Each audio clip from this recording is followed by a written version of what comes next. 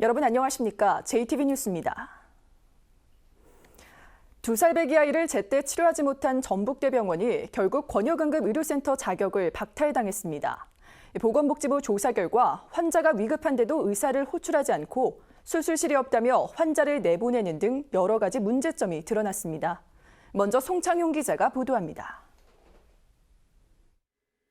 지난달 30일 오후 전주의 한 도로에서 2살 배기 김모 군과 김 군의 외할머니가 후진하던 견인차에 치였습니다.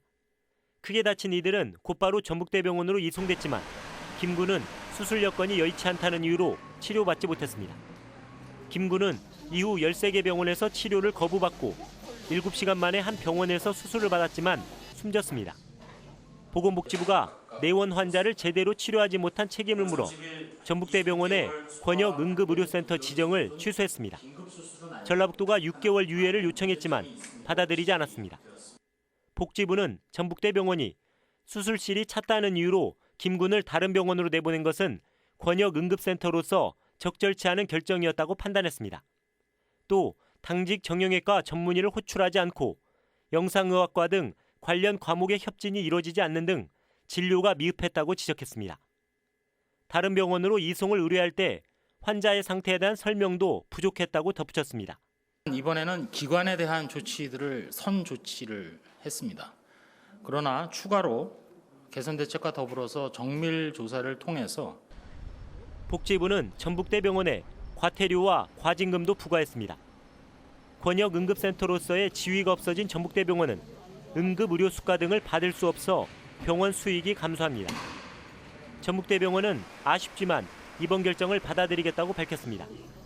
또 지금처럼 응급센터의 인력과 장비를 유지하면서 약속한 대로 150억 원을 추가로 투자하고 다른 병원과의 연계 협력을 강화하겠다고 말했습니다.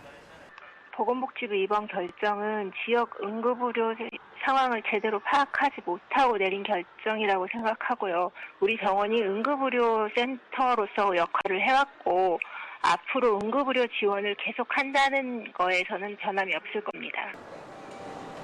복지부는 전북대병원의 권역응급센터 지정을 취소했지만 주민들의 불편을 감안해 개선 노력을 거쳐 6개월 뒤에 재지정을 신청하도록 주문했습니다.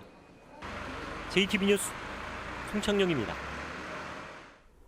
전북대병원의 권역응급의료센터 탈락으로 전북의 권역응급의료센터는 한 곳도 없게 됐는데요. 예상되는 피해와 대책을 짚어봤습니다. 김철 기자가 보도합니다. 지난해 전북대병원 응급실을 찾은 환자는 3만 1,400명입니다. 전북대병원이 응급진료를 거부하면 3만 명의 응급 환자들이 전북대병원 대신 다른 큰 병원을 찾아 헤매야 합니다. 전북대병원 응급센터의 최소 인력과 장비도 크게 줄어들 수 있습니다. 그동안 응급의학과 전문의 5명과 소아 전문의 1명을 배치했지만 권역센터 지정이 취소됨에 따라 이런 규정을 지키지 않아도 됩니다. 이번에 재난 거점 의료기관도 함께 취소돼 전북의 재난의료 지원 체계도 무너집니다. 재난의료 지원팀 12명과 시설, 장비를 출동시키지 않아도 되기 때문에 큰 재난으로 많은 사상자가 발생하더라도 전라북도가 대응하기 쉽지 않습니다. 전주 시내에서는 전북대만큼 장비가 있는 데가 없잖아요. 다른 곳으로 찾아 헤매려면 많이 불편하겠죠. 유일한 대책은 전북대 병원에게 기능을 유지하도록 설득하는 것뿐입니다. 정부가 6개월 후에 지정 취소 여부를 재검토하기로 한 만큼 6개월 뒤 권역응급센터에 재도전하자는 겁니다. 전북대학교병원에는 현재와 같은 권역응급의료센터로서의 기능을 유지하도록 저희가 협의하고 요청하도록 그렇게 할 예정입니다. 이런 고충을 뻔히 아는 보건복지부가 이번에 지정 취소를 밀어붙여 정부가 무책임하게 응급 환자의 불편을 외면했다는 비판도 거세질 것으로 보입니다. 다행히 전북대병원이 지금의 응급의료 체계를 유지하겠다고 밝힌 만큼 큰 의료 공백은 없을 걸로 추측됩니다. 하지만 이번 기회에 전북의 권역응급센터를 확대하자는 목소리도 큽니다. 지정된 권역응급센터는 광주 전남 4곳, 대전 충남은 3곳이지만 전북은 단 한 곳밖에 없다가 이마저도 지정이 취소됐기 때문입니다. 원광대 병원과 예수병원이 서둘러 인력과 장비를 늘려야 불안정한 전북의 응급의료 체계를 바로잡을 수 있습니다. JTB 뉴스 김철우입니다. 택배기사들이 대리점 업주에게 갑질을 당했다며 카메라 앞에 섰습니다. 카톡에 답을 안 했다고 계약을 해지하고 사무실 직원의 월급까지 떠넘겼다는 겁니다. 하원호 기자입니다. 택배 대리점주가 택배기사들에게 보낸 문자 메시지입니다. 지포화 실적, 그러니까 택배물 영업 실적이 낮으면 배달 수수료나 물량을 줄이겠다고 통보합니다. 그만두면 같은 계열사 다른 대리점에서 일할 수 없고 답장이 없을 경우 계약을 해지하겠다며 으름장을 놓습니다. 실제 계약 해지를 당한 기사도 있다는 게 택배기사들의 주장입니다. 문자는 안 보냈다고 다음날 계약 해지를 한다는 거는 말이 안 되는 것 같다. 이게 이게 완전한 갑질 아닌가. 지난달부터는 대리점 사무직원의 월급도 택배기사들에게 분담해 내라며 3만 원이던 사무실 운영비를 15만 원으로 올려받았습니다. 이 사무직원은 대리점주의 아내였습니다. 점주의 갑질을 견디지 못한 택배기사 6명은 결국 대리점을 떠났습니다. 제 자신 먹이 살리려고요. 이렇게 참고 이렇게 견디고 일을 했는데 이 카톡 응대 안 했다고 이게 1명, 2명이 잘라난 거 보면 우리가 진짜 너무 우리를 노예 취급한 것 같아서. 대리점주는 그러나 일부 표현에 문제가 있었지만 갑질은 아니라고 해명했습니다. 택배기사 스스로 계약을 해지했고 사무직원의 월급을 분담한 것도 대리점 운영이 어려워 기사들과 합의한 문제라고 반박했습니다. 정말 개인 사업자가 아니고 여러분들 다 개인 사업자고 각 개개인의 일을 다 도와주는 일이기 때문에 십시일반으로 도와서 제가 좀 더 부담을 하지만은 해당 택배회사 측은 사실관계를 면밀히 파악한 뒤 후속 조치를 마련하겠다고 밝혔습니다. JTB 뉴스 하원호입니다.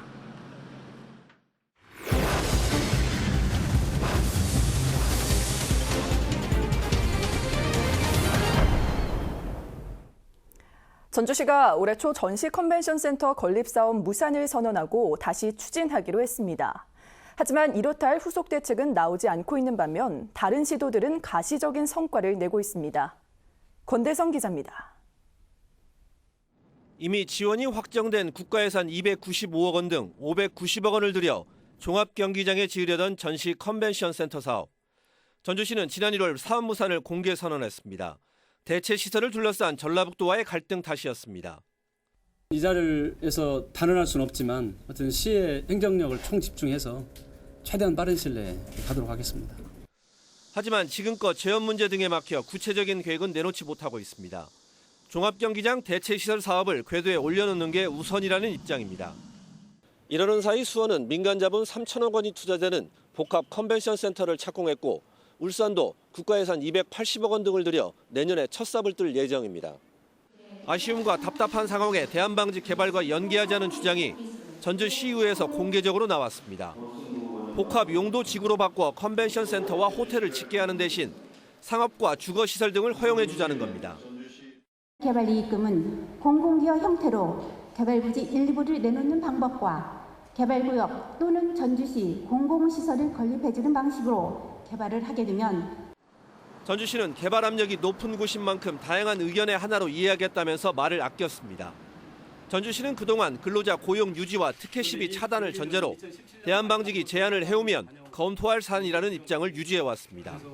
JTB 뉴스 권대성입니다. 군산 제1중학교 축구부가 해체되면서 열악한 학교 운동부의 운영 문제가 불거져 나오고 있습니다. 정부 정책의 중심이 일반 학생 쪽으로 옮겨가면서 운동부 운영이 갈수록 어려워지고 있습니다. 보도에 정원익 기자입니다. 지난 8월 38년 전통의 군산 제1중학교 축구부가 해체됐습니다. 올 초에는 고창중학교의 축구부가 해체됐습니다.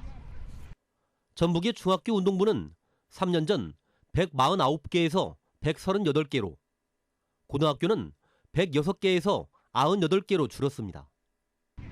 1차적인 원인은 학교 자체적으로 선수를 충원하는 것이 어렵기 때문입니다. 코치가 초등학교 다니면서 선수를 수급해 왔는데 그것도 너무나 힘들고 수급하기가 어려우니까 자연히 학생 모집도 안 되고 합숙 훈련이 금지된 것도 영향을 줬습니다. 교육부는 학생들의 학습권을 보장하기 위해 2014년부터 학기 중에 운동부 합숙을 금지하고 있습니다.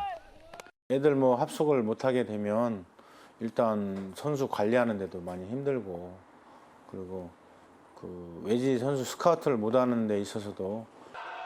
배구 명문인 전주 근영여고의 경우 전체 선수가 8명밖에 되지 않아 선수 교체도 힘들고 자체적으로 연습 경기도 하기 어렵습니다.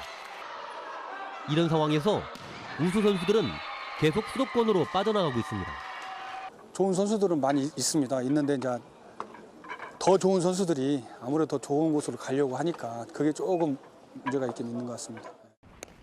오늘 저녁에 방송되는 시사기획판에서는 학교 엘리트 체육의 실태와 활성화 방안을 짚어봤습니다. JTB 뉴스 정원희입니다. 무주 태권도원을 운영하는 태권도 진흥재단에서 입사자보다 퇴사자가 많은 기형적인 일이 벌어지고 있습니다. 전북도의회 강영수 의원의 조사 결과 2014년부터 4월부터 최근까지 채용된 인원은 30명이었지만 이 기간에 퇴사한 직원은 36명으로 입사자보다 6명이 많았습니다. 강 의원은 재단의 보수가 많지 않은 데다 정주 여건이 부족해 이전부터 근무한 직원들마저 퇴사한다며 무주의 임대아파트와 문화시설을 늘려야 태권도 진흥재단의 인재 유출을 막을 수 있다고 주장했습니다. 전라북도가 연말까지 쌀 34,700톤을 추가로 수매합니다. 이는 정부가 쌀값을 안정시키기 위해 25만 톤을 추가로 매입하기로 결정한 뒤 시도별로 매입 물량을 배정한 데 따른 것입니다.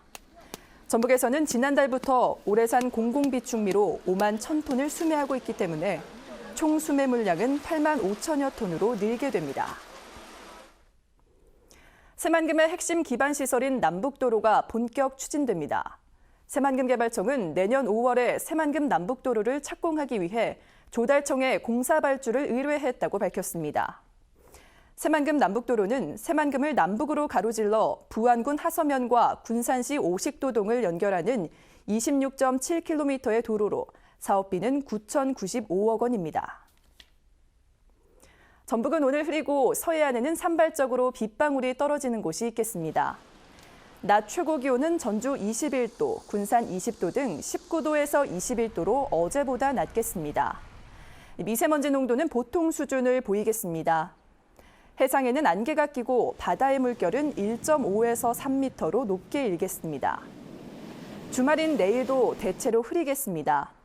아침 최저 기온은 12도에서 15도, 낮 최고 기온은 20도에서 23도가 예상됩니다. 전주기상지청은 당분간 비 소식 없이 낮 기온이 20도를 오르내리며 선선한 가을 날씨가 이어질 것으로 내다봤습니다.